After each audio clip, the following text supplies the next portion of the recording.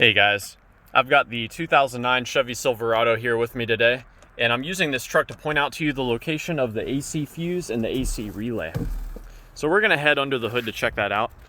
I do want to mention quickly, the air conditioning on this car is controlled by the computer, the powertrain control module. So if there's a problem with your engine that's causing the check engine light to come on, don't expect your AC to always work. A lot of misfires or certain emissions codes even can cause your AC to get disabled. Now moving on to the fuses and the relays, they're behind this cover, which we can remove by pulling out on the side here. We've got to pull it out just enough to get it to pop up.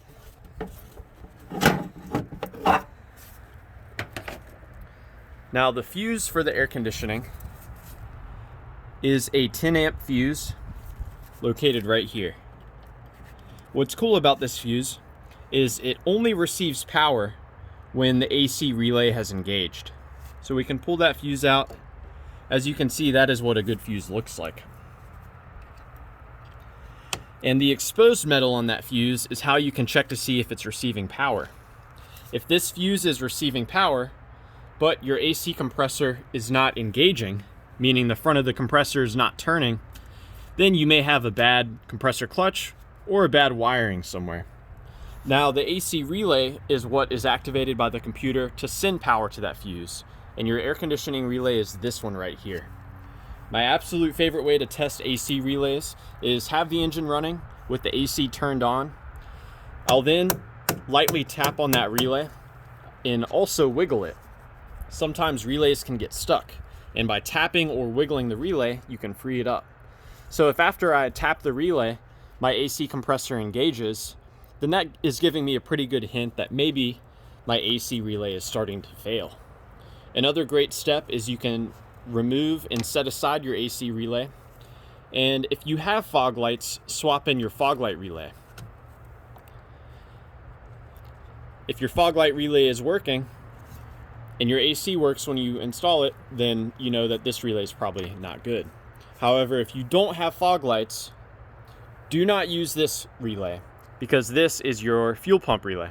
Well, I suppose you could swap it in, but if your AC relay is bad and you put it where your fuel pump relay is and your truck dies, then you know pretty quickly that that relay is no good.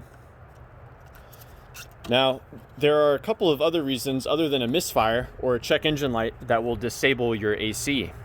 The absolute number one most common reason why your AC is not working is because you have a leak somewhere.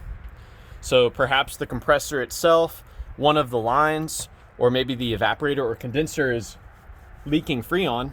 There are actually two sensors that detect if you've lost refrigerant. So we've got our low side here, and we also have a high side. If the pressure is too low, the AC will just simply not come on. You can add freon into the low side port present here. You can also connect a gauge to that port that will tell you if you're low or not. So yeah, oh sorry, you add freon here. That's the low side. This is the high side, I believe.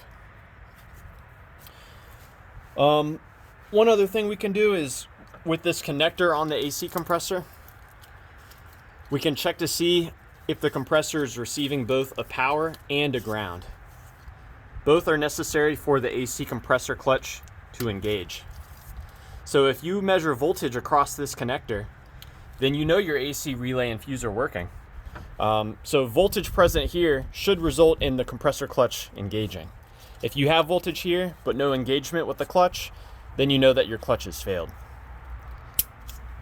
So yeah, I hope this information has been a good starting point for you in troubleshooting the AC on your Silverado.